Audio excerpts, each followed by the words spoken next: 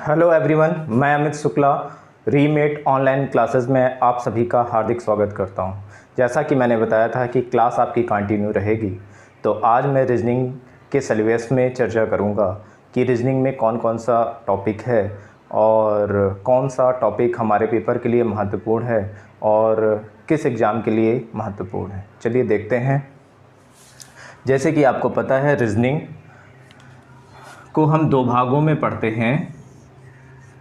एक हो गया वर्बल और एक हो गया नॉन वर्बल। वर्बल रीजनिंग को हम पुनः तीन भागों में बांटते हैं।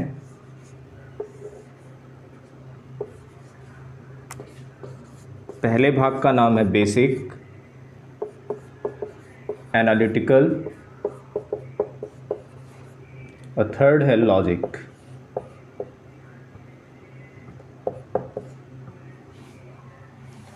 बेसिक के अंतर्गत 13 चैप्टर हैं, एनालिटिकल 6, लॉजिक में 5, नॉन वर्बल में 8। तो काउंट करते हैं टोटल कितने टॉपिक हुए। 13, 6 19, 5 24 और 8 32, 32 चैप्टर्स। तो आज मैं पूरा सिलेबस लिखवाने जा रहा हूँ रीजनिंग का कि कौन कौन से टॉपिक बेसिक में हैं, एनालिटिकल में हैं, लॉजिक में हैं और नॉन वर्बल में कौन से हैं। इन दोनों को थोड़ा स्पष्ट रूप से समझा दूं कि नॉन वर्बल में जितने भी डायग्राम बेसिस क्वेश्चन होंगे सभी नॉन वर्बल पे ही होंगे, और जिसमें आपका पेन यूज करते हैं वर्बल, वर्ब क्रिया, वर्ब से बना वर्बल, तो जिसमें आपको पेन चलाना पड़े तो वो सभी किस में आएंगे, वर्बल रीजनिंग में आएंगे। चलिए देखते हैं बेसिक के अंतर्गत कौन कौन से चैप्टर हैं, एनालिटिकल में कौन से हैं और लॉजिक में कौन से हैं।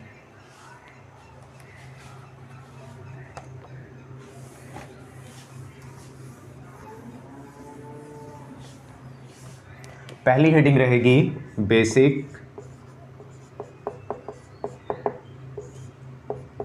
फर्स्ट चैप्टर है alphabetical section.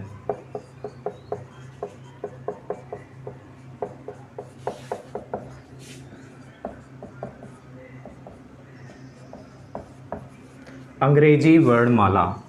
Next direction,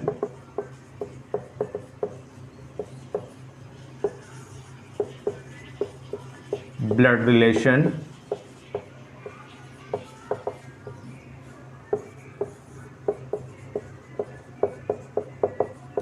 ranking, cube and cuboid,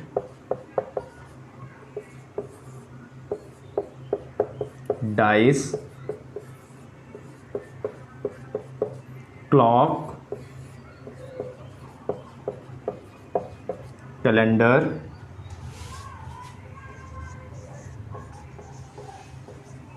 Venn diagram,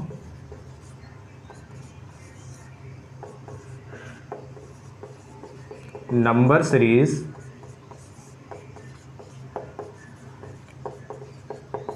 number matrix, analogy और लास्ट है क्लासिफिकेशन। टोटल 13 चैप्टर बेसिक के अंतर्गत हैं। देख लीजिए और इसे नोट कर लीजिए।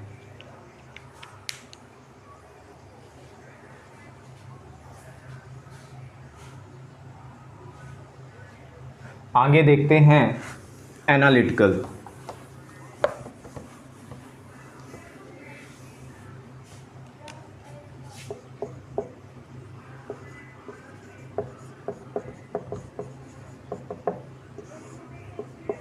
पहला है machine, input and output,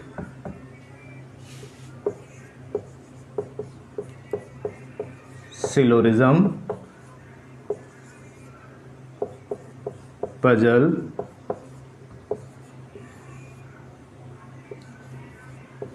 inequality,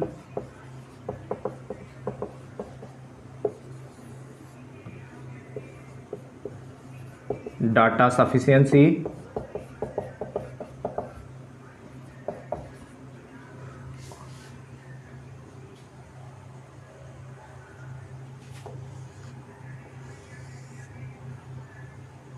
last है कोडिंग डिकोडिंग,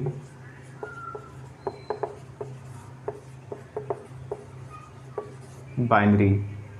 ध्यान दीजिएगा, कोडिंग डिकोडिंग बाइनरी ये ज़्यादातर बैंकिंग में पूछा जाता है, और एक होता है कोडिंग डिकोडिंग जिसे मैं अल्फ़ाबेटिकल सेक्शन यानी अंग्रेज़ी वर्णमाला में पढ़ाऊँगा। दोनों अलग अलग टॉपिक हैं।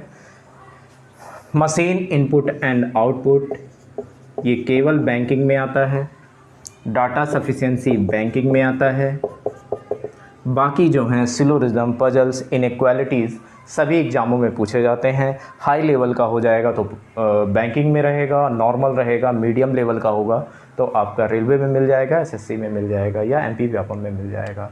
तो जैसा कि मैंने बताया था कि एनालिटिकल में टोटल कितने टॉपिक आते हैं, 6 टॉपिक, और 6 टॉपिक के बारे में मैंने बता दिया है। आगे बात करते हैं लॉजिक के बारे में कि लॉजिक में कौन कौन से टॉपिक हैं।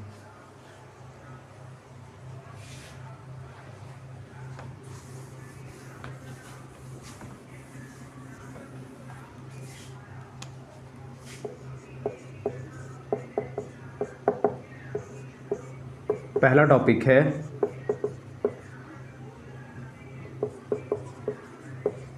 Statement and condition,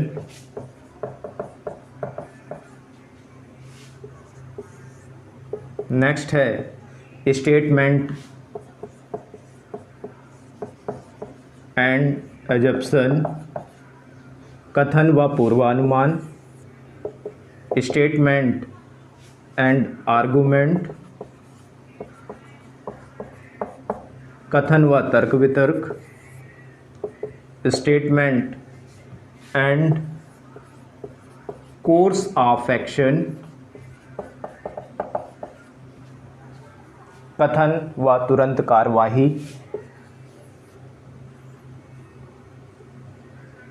statement and conclusion, कथन व निष्कर्ष, तुरंत कार्यवाही, तर्क वितर्क, एजप्शन, पूर्वानुमान, कंडीशन। तो ये 5 टॉपिक हैं जो लॉजिक के अंतर्गत हैं। अब चर्चा करते हैं नॉन वर्बल के बारे में, कौन कौन से टॉपिक उसमें हैं।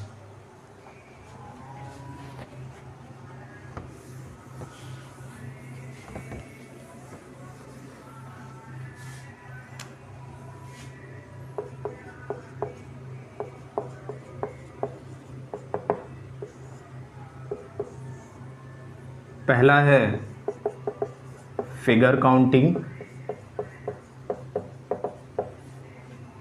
नेक्स्ट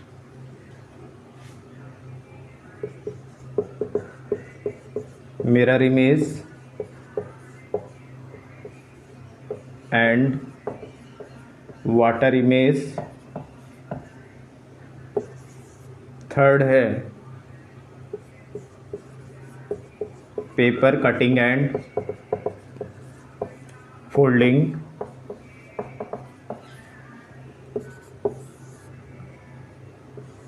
सीरीज, एनालॉजी,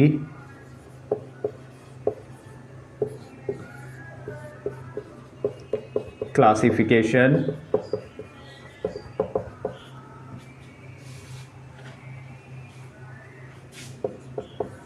नेक्स्ट है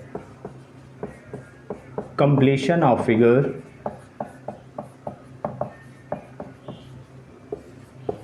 लास्ट है एम्बेडेड ऑफ फिगर। ध्यान दीजिएगा, सीरीज़, एनालॉजी, क्लासिफिकेशन मैंने वर्बल रीजनिंग में बेसिक में लिखवाया था और ये मैंने नॉन वर्बल में भी लिखवाया है। लेकिन यहाँ जो सीरीज़, एनालॉजी, क्लासिफिकेशन होगा, इसमें आपको डायग्राम दिए होंगे, पिक्चर्स होंगे, उनके आधार पे, समानता के आधार पे छांटना होगा। सीरीज़, नेक्स्ट सीक्वेंस कौन सी बनेगा, कौन सा पिक्चर्स बनेगा, इन बेसिस पर रहेगा। तो ये हो गया हमारा वर्बल रीजनिंग का कंप्लीट सिलेबस। अब हम चर्चा करते हैं कि हमें किस बुक से पढ़ना चाहिए और कौन सी बुक्स बेस्ट है। मैंने दोनों मीडियम के बच्चों के लिए बताऊंगा, हिंदी मीडियम और इंग्लिश मीडियम। इसे आप नोट कर लीजिए।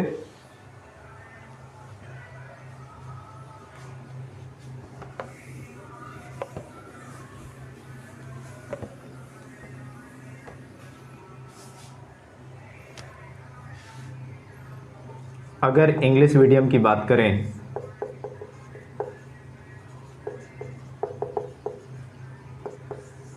तो अरिहंत प्रकाशन की वर्बल और नॉन वर्बल दोनों में BS अग्रवाल बेस्ट बुक है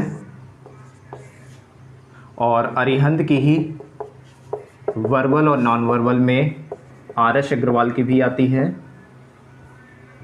वो भी बेस्ट बुक है। या फिर जिसको केवल वर्बल रीजनिंग लेना है तो आप MK पांडे देख सकते हैं। ये दोनों बुक बेस्ट है।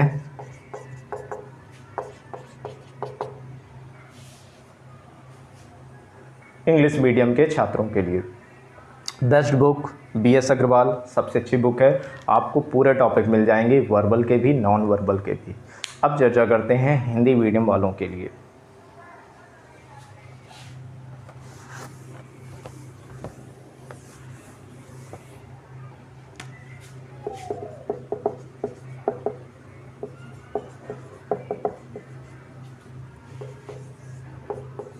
आप पियर्सन की भी बुक ले सकते हैं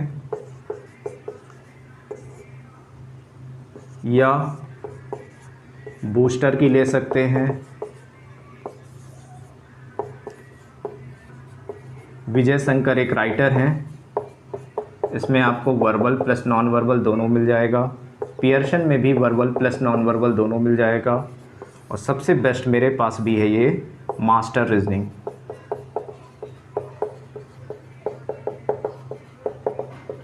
वर्बल और प्लस नॉन वर्बल दोनों मिल जाएगा।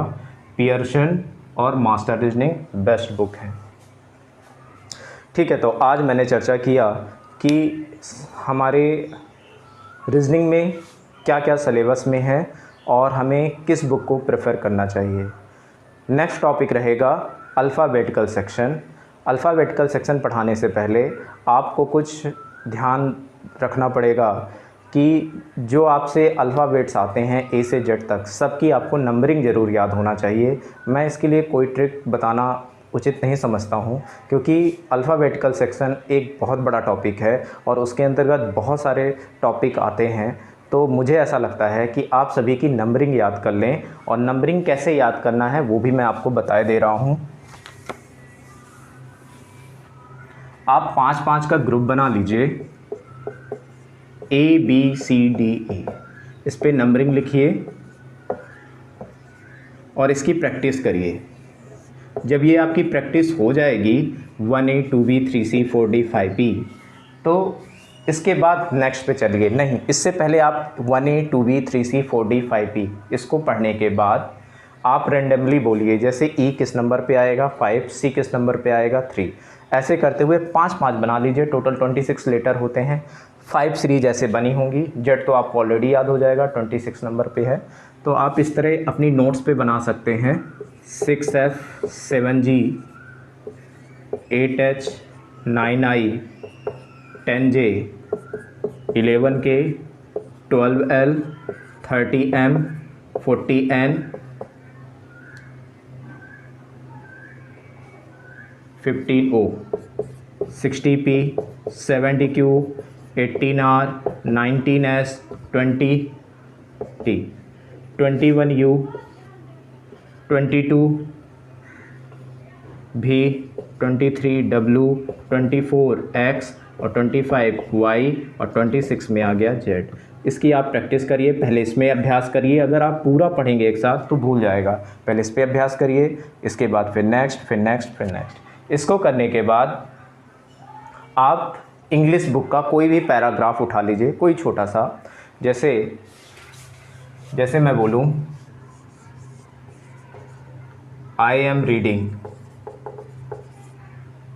आपको इसकी नंबरिंग लिखनी है। जैसे आई 9 पे आता है, ए 1 पे आता है, एम 13 पे आता है, 18R 5P 1A 4D